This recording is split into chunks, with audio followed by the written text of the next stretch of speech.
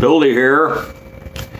I want to expand on the last video because there's just a lot to this. Just layers and layers and layers, like an onion or a layer cake or something like that.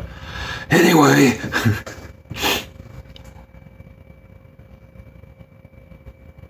sex versus gender in language. I've often heard that gender up until fairly recently was always used in language rather than biology. And they started using gender as an alternative to sex because sex carries the connotation of the erotic because our language has been warped and twisted by perverts. There's a process that happens with that. It's quite fascinating. Along the border in Mexico, if you go into a restaurant and order huevos, I want eggs with cactus, so it's huevos con nopales.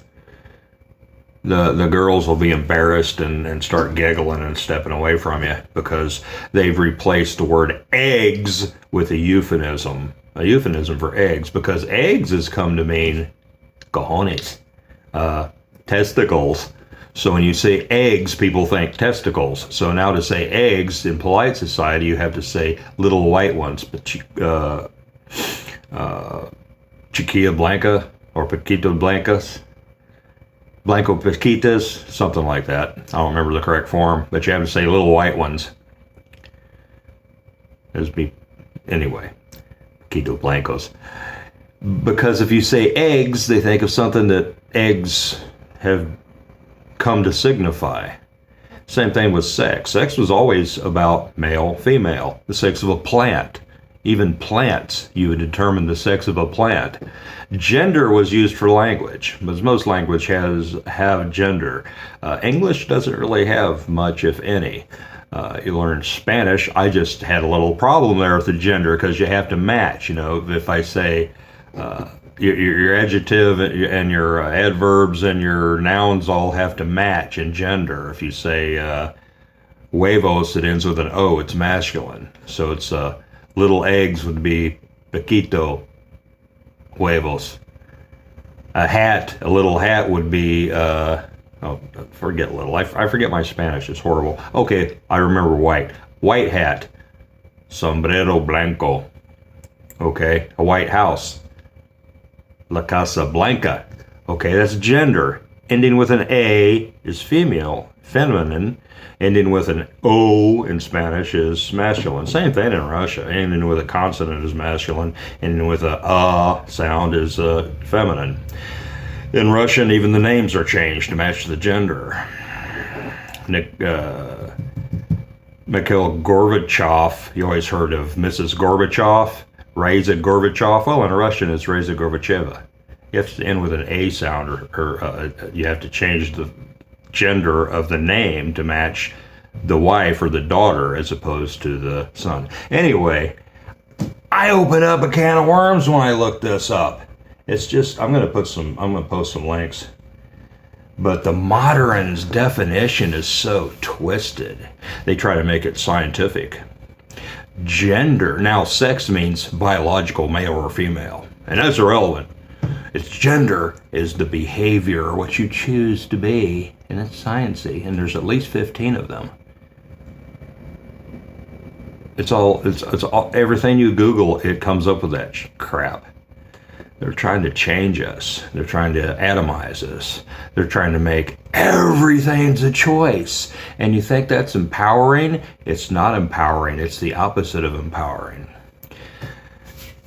Culture, there's a lot of different cultures. It's a huge difference between Far Eastern culture and Far Western culture. There's a huge difference between the culture of an Eskimo and any other Europeans. Eskimo being a euphemism. There's huge differences in cultures and their sexual mores. It's a form on which to hang your individual expression. And if you don't have any form, then you're hanging your expression on nothing. Language is similar. Language has to have a cultural form. You have to have a commonality. You have a common context for language to work. If you have no context, it becomes meaningless. Your words can mean anything you want, and you can change them all the time. Same thing with culture.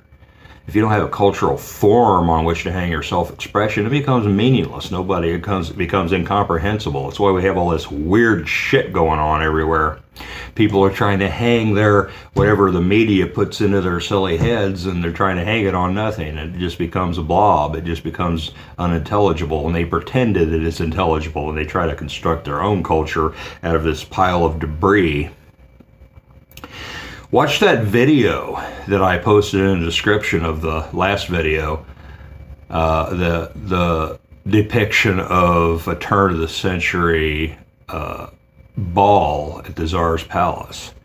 And you see the form, and you see the constraint, and yet the individuality comes out. The people express themselves in this form, and it's a beautiful thing. There's a lot of tools you can use inside of a form. The people in the West have rejected all forms, and that way one can be imposed on them by the oligarchy, by the corporate power. They're trying to impose a techno form on us and turn us into some sort of cyborg genderless thing, which is basically a slave. It's a fact. It all ties together. I wanted to address something, and I'm trying to keep these and making a bunch of little short videos. I'm trying, so I'm going to have to break this up into pieces. So I'll probably have a bunch of them together just on this. I'm just going to stay on the same subject for a few videos at least. I've had a lot of, well, not a lot, but I've had a number of my subscribers and commenters say that I ought to talk about MG. OW. I don't know if you're supposed to pronounce that as an acronym or not. MGTOW? Men going their own way? Well, I've never been impressed by that very much. It's a cop-out. I'll say this. We live in bad times. Our culture has been unhinged and dismantled to such an extent. Women don't know what they are. I've opened the door for women and had them get angry. I've offered to help one out of a chair or upstairs or something, and they whip their hand around. I mean, even friends, they whip their hand around behind their back and step away from me and give me a dirty look. These are forms. See, I lived in Russia for years, and I had a very, very demanding, excruciatingly demanding wife, and she trained me pretty good, and we went around in high society pretty much. And you're expected to act a certain way. You walk into a room or through a door or anywhere in public, you offer your arm, and the woman takes your arm, and you walk with you on the outside of the streets. And it's a beautiful thing. It's good. You know, it's expected of you, and you can hang your individual expression on that. It's not constraining at all. It's a form work. It's a tool. Then I come to America, and I'm a freak, and I gotta remember not to do those things because they think I'm going to try to rape them or something. That's your media, what it's done. Women don't want you to be interested in them, less fascinated by them. They don't know how to respond to it. They think it's creepy. That's a real shame because there's no form work. And men act like yobs and lunatics because they don't know how to express things properly. They don't know how to constrain themselves, and they feel rejected all the time.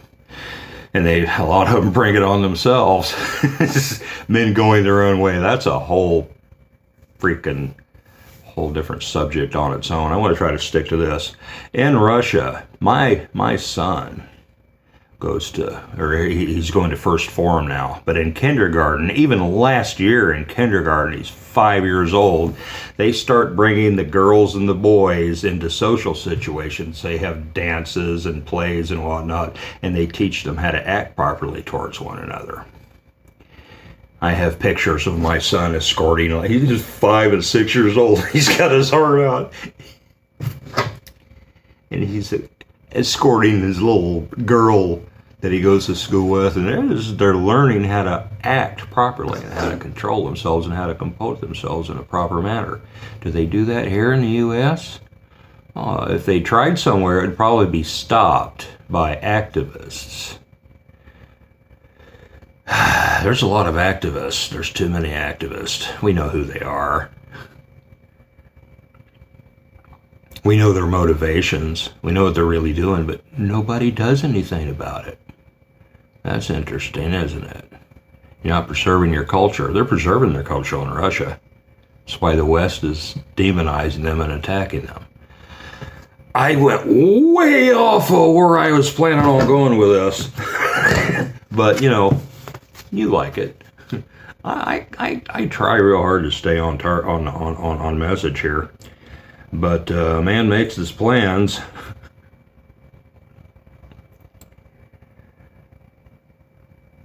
The school doesn't teach your culture anymore. They dismantle it, and they want you to have, a trophy just for showing up, and you're special, and you should express yourself, but they don't know how. You don't know how to express themselves. They haven't been taught rhetoric. And they can't be taught rhetoric because they haven't been taught logic and grammar. The trivium, the original educational system is grammar. That's the form, the context, so we have a common language. Logic, so you understand how the world works, how the universe works, and then rhetoric, how to express yourself. You're not taught that anymore, so you're just a little atom floating around, being blown about by every corporate wind and every fad and everything they come up with to stimulate your attention or your passions and turn it into some freakish subculture that's profitable for them and makes you weak and easy to control. I'll end this here and I'll continue with it later because I'm going to try to keep these short enough where I don't take all day to download them. I need to get a lot more videos out. I need to get stuff out. I got to make them all short. This is Uncle Bildy signing out. I'll be back with the rest of the story later.